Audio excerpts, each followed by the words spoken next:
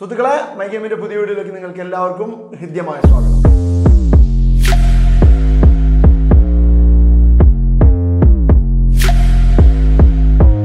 നമ്മളെ AC Milan Kerala residential അക്കാഡമിന്റെ ട്രയലുകളുടെ വീഡിയോ നമ്മൾ ചെയ്തിരുന്നു. അത് കുറേ കുട്ടികൾ അത് കണ്ടിട്ട് പോയി ട്രയൽ അറ്റൻഡ് ചെയ്തവരുണ്ട്. അപ്പോൾ എന്തായാലും 2 സെലക്ഷൻ കഴിഞ്ഞു. മീൻസ് കോഴിക്കോട് വയനാട് ജില്ലകൾക്കുള്ള സെലക്ഷൻ കഴിഞ്ഞു. അതുപോലെ തന്നെ കാസർഗോഡ് കണ്ണൂർ ജില്ലകൾക്കുള്ള സെലക്ഷൻ കഴിഞ്ഞു. അതിൽ വയനാട് കോഴിക്കോടിൻ്റെ റിസൾട്ട് നമ്മൾ മുന്നത്തെ വീഡിയോയിൽ അനൗൺസ് ചെയ്തിരുന്നു. ഇനി അനൗൺസ് ചെയ്യാനുള്ളത് കാസർഗോഡ് കണ്ണൂർ ജില്ലകളിൽ സെലക്ഷനിൽ പങ്കെടുത്ത കുട്ടികളുടെ റിസൾട്ടാണ്. അപ്പോൾ ഈ റിസൾട്ട് ഇത് അവിടെ പബ്ലിഷ് ചെയ്യാണ്. അതിൽ പങ്കെടുത്ത ആളുകൾക്ക് ആർക്കൊക്കെ അത് കിട്ടിയ നെക്സ്റ്റ് റൗണ്ടിലേക്ക് ആരൊക്കെയാണ് ക്വാളിഫൈഡ് ആയത് എന്നുള്ളതും കൂടി അറിയണമല്ലോ. അപ്പോൾ ഇതാ റിസൾട്ട് ഇവിടെ പബ്ലിഷ് ചെയ്യാണ്. ഇതുമായിട്ട് ബന്ധപ്പെട്ട് നിങ്ങൾക്ക് എന്ത് ഡൗട്ട് ഉണ്ടെങ്കിലും ഈ കാണുന്ന നമ്പറിൽ നിങ്ങൾക്ക് വിളിക്കാം. ഓക്കെ, ഇനി ബാക്കിയുള്ള ജില്ലകളിൽ സെലക്ഷൻ വരാനുണ്ട്. 26-ാം തീയതി അഥവാ നാളെ തൃശ്ശൂരിൽ 2010-11 ബാച്ചിന് സെലക്ഷൻ നടക്കുകയാണ്. പിന്നെ മലപ്പുറം ജില്ലയിൽ 27, 28 തീയതികളിൽ ബാക്കി സെലക്ഷൻ നടക്കാനിരിക്കുകയാണ്. 2008, 9, 2010, 11 ബാച്ചുകളുടെ സെലക്ഷൻ അത് എവിടെ വെച്ചാണ് നടക്കുക, ഏത് സമയത്താണ് റിപ്പോർട്ട് ചെയ്യുക, ഇതൊക്കെ നമ്മൾ മുന്നത്തെ വീഡിയോയിൽ ഇപ്പോൾ കൃത്യമായിട്ട് പറഞ്ഞിട്ടുണ്ട്.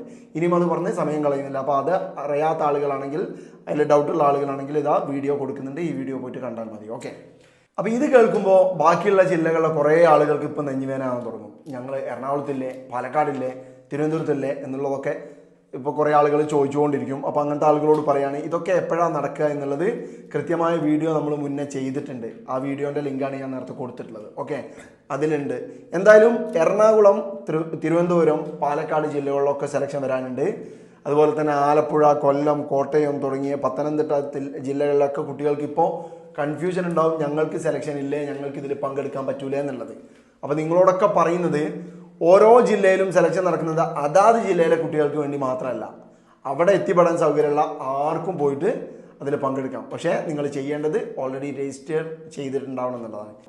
എങ്ങനെ രജിസ്റ്റർ ചെയ്യണം, എപ്പോഴാണ് രജിസ്റ്റർ ചെയ്യേണ്ടത് എന്നുള്ളതൊക്കെ നമ്മളെ മുന്നത്തെ വീഡിയോയിൽ പറഞ്ഞിട്ടുണ്ട്. വീണ്ടും പറയുന്നു, ആ വീഡിയോൻ്റെ ലിങ്കാണ് നേരത്തെ തന്നത്, അതിലുണ്ട് മുഴുവൻ ഡീറ്റെയിൽസും. ഓക്കെ, രജിസ്റ്റർ ചെയ്യാതെ നിങ്ങൾ സെലക്ഷന് പോയിട്ട് കാര്യമില്ല, നിങ്ങളെ പങ്കെടുപ്പിക്കില്ല. കാരണം അരമണിക്കൂറോളം അവർ കളിപ്പിക്കും. ആ അരമണിക്കൂർ വെച്ചിട്ട് എത്ര കുട്ടികൾക്ക് ഒരു ദിവസം സെലക്ഷൻ നടത്താൻ പറ്റുമോ അതിന് കണക്കാക്കിയിട്ടാണ് അവർ രജിസ്ട്രേഷൻ നടത്തുന്നത്. അപ്പോൾ ഇപ്പം നിങ്ങൾ രജിസ്റ്റർ ചെയ്യാൻ നോക്കിയാൽ നിങ്ങൾക്ക് രജിസ്റ്റർ ചെയ്യാൻ കഴിയില്ല. കാരണം രജിസ്ട്രേഷൻ ക്ലോസ് ചെയ്ത് വെച്ചിരിക്കുകയാണ്.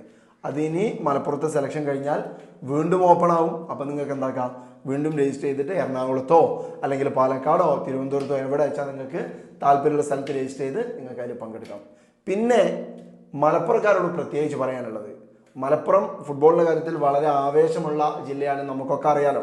അപ്പം മലപ്പുറത്തെ ആളുകൾ ഏറ്റവും കൂടുതൽ രജിസ്ട്രേഷന് വേണ്ടി തിക്കിത്തിരക്കി കൊണ്ടിരിക്കുകയാണ്.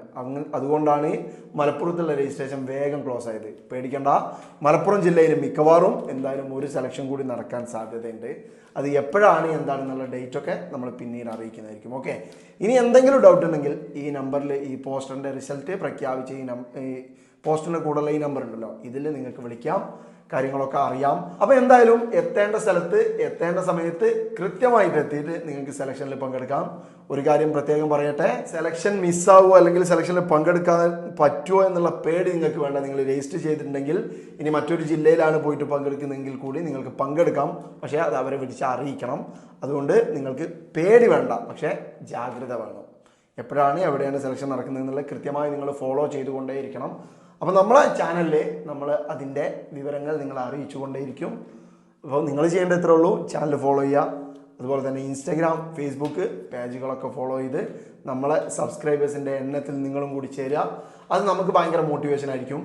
നിങ്ങൾക്ക് കൂടുതൽ വീഡിയോസ് എത്തിക്കാൻ, സെലക്ഷൻ ആവട്ടെ, ബാക്കി എന്ത് റിലേറ്റഡ് ആയിട്ടുള്ള വീഡിയോസ് ആവട്ടെ, നിങ്ങളിലേക്ക് എത്തിക്കാൻ, അതാണ് നമ്മുടെ മോട്ടിവേഷൻ. ഓക്കെ, അപ്പോൾ പുതിയ വിശേഷങ്ങളുമായിട്ട് നമുക്ക് അടുത്ത വീഡിയോയിൽ കാണാം. അതുവരെ നിങ്ങൾക്കെല്ലാം ശുഭദിനം ആശംസിക്കുന്നു.